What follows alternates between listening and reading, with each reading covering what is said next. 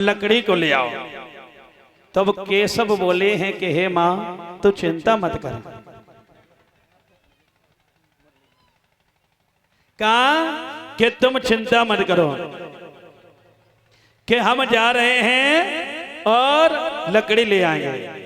लेकिन जब लकड़ी लेने के लिए गए हैं, परिश्रम महाराज ध्यान देना, जब लकड़ी लेने के लिए गए लेकिन प्रभु की ऐसी लीला हुई कि लकड़ी लाने में उन्हें मगर हो गई शाम और पानी भी पड़ने लगा, लौट न पाए श्याम। यानी भगवान कन्हैया ऊपर चढ़े हैं और दामा जो है वो लकड़ियों को इकट्ठे कर रहा, लेकिन भगवान ने समय का साथ नहीं दिया। बारिश होने लगी, भगवान ऊपर चढ़े हैं और दामा नीचे खड़ा है, लकड़ियों को इकट्ठा कर रहा है। तो आज सर्दी की वजह से भगवान कन्हैया को भूख लग आई, क्योंकि जब भगवान कन्हैया को विदा किया था तो सुदामा जी को थोड़े से चना देते कि जब भी भूख लगे तो दोनों भाई मिलकर के खा लेना। आज जैसे इतने वचन कहे और कहने के बाद में अब सुदामा जी से पूछा परिश्रम महाराज। अब सुदामा जी ने मन में विचार किया, भूख भी लगी, कन्हैया को भी लगी। अब विचार किया सुदामा जी ने कि क्योंकि थोड़े से चना है और अगर कन्हैया को भी दे रहे हैं तो ना हम अफरेंगे और ना कन्हैया अफरेगा। तो जो चना थे वो धीरे धीरे जबने लगे, क्योंकि मेरी माँ ध्यान रखना कि जो चना होते हैं ना वो कोई साधारण नहीं है, साधारण चीज नहीं है चबने की। यानी आप चबोगे तो आवाज जरूर आई है जरूर आई है। तो भगवान बोले हैं कि ए दामा तू क्या खा रहा है? कहा भैया हम कुछ नहीं खा रहे, ये सर्दी की वजह से मेरे दांत बज रहे हैं। जैसे कहा तो एकदम से कहा, क्योंकि बताया है बाबा गोस्वामी तुलसीदास जी ने लिखा भी मेरी माओ कि अपना दोखेंगे रे रज कर जाना।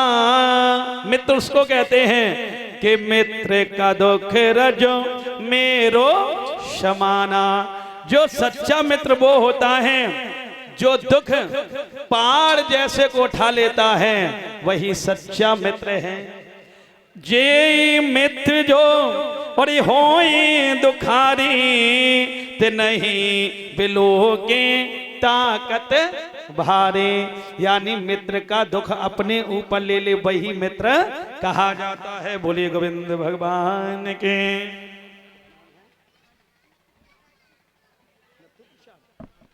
और ये हमारे नत्थु प्रसाद भैया जी जो चित्रकूट के रहने वाले, ये भी 100 रुपए भगवान की गद्दी में यानी सम्मान दे रहे हैं। व्यासपीठ का जय जयकार होती रहे।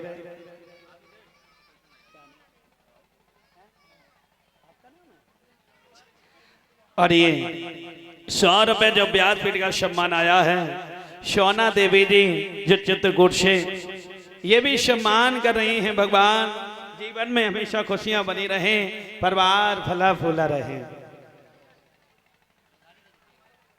परिश्रम महाराज जी गर्मी मुझे ही लग रही कि है? हाँ ये भी बात सही है। मेरे भैया ध्यान रखना, आज जैसे इतने वचन कहे तो भगवान ने कुछ नहीं कहा। दामा ने चुपचाप चनों को छब लिया और जब आंधी पानी बंद हो गई तो इधर लौट करके आए हैं। तो वहीं पर भगवान ने श्राप दे दिया कि तूने थोड़े चना के पीछे मुझसे झूठ बोला है, इसी झूठ के पीछे तो ऊपर गरीबी आ जाएगी, दद्दर भटकेगा। बोलिए गोविंद भगवान के। कहा कुछ नहीं, मन में संकल्प किया और जब संकल्प किया है उसके बाद में शिक्षा को गुरु दीपान के शिक्षा अध्ययन की और शिक्षा को अध्ययन करने के बाद जब जाने लगे तो भगवान कन्हैया ने कहा, भगवान कन्हैया ने कहा कि देखो भैया दामा तुम्हें कभी भी किसी चीज की जरूरत पड़े तो हमारे द्वारका में आ जाना। सभी को एक दूसरे को प्रणाम किया। लेकिन इधर जब विवाह हुआ तो सुदामा जी का विवाह होने के बाद में इनके घर में एक सुंदर सी पत्नी आई। उसका नाम क्या था वशिष्ठ महाराज, मालूम है? बताओ। सुशीला, यही था कि और कुछ था? हाँ, यानी सुशीला। देखो जैसा नाम होता है तैसा ही तो काम होता है, हैं? वही जब आई है पत्नी सुशीला, लेकिन इन पर इनके 2 बच्चे भी हुए। दिन पे दिन गरीबी आती गई तो एक दिन इनकी पत्नी बैठी हुई थी, कहने लगी, हे स्वामी जी ऐसा क्या कारण है जो कि तुम पर इतनी गरीबी आई है?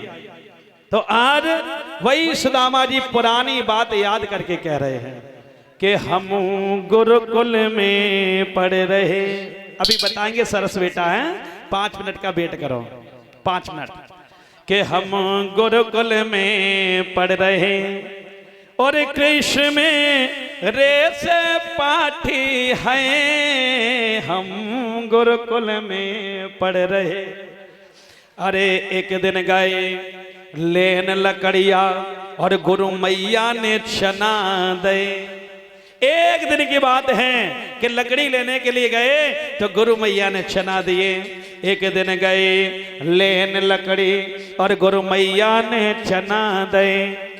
और मोर निठुर ने जो प्यारी अकेली चावल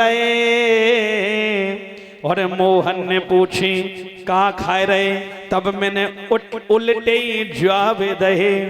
क्योंकि भद्रे जब पूछा कि क्या खा रहे हो तो मैंने उल्टे जवाब दिए कि मोहन ने पूछी का खा रहे, मैंने उल्टे ही जवाब दे। और जाई कारण हम जो प्यारी दीन गरीब भये कि हम गुरुकुल में पढ़ रहे हैं।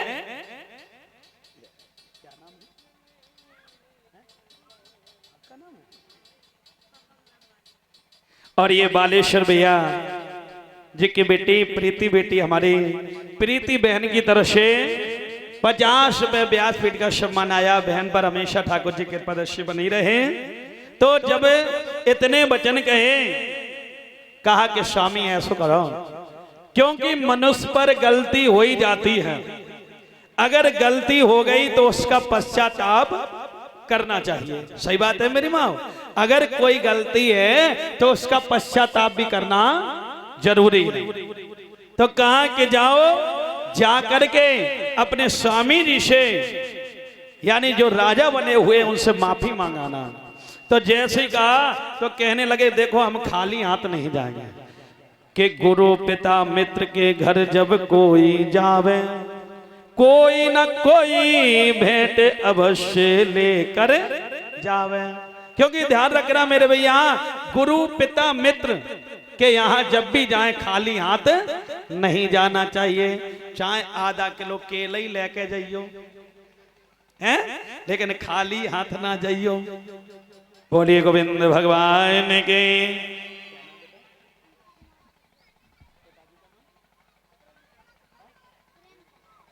और ये प्रेम सागर भैया जी के बेटा अंकित कुमार कुशवाहा जी की तरफ से भी 100 रुपए व्यासपीठ का सम्मान आया है। भगवान बेटा के जीवन में खुशियां बनी रहे, हमेशा परिवार फला फूला रहे।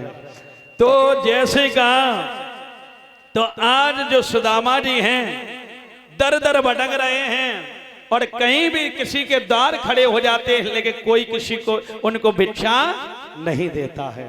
तो सुदामा जी यही कह रहे हैं। हाँ, जो सुदामा जी हैं आ जाएंगे।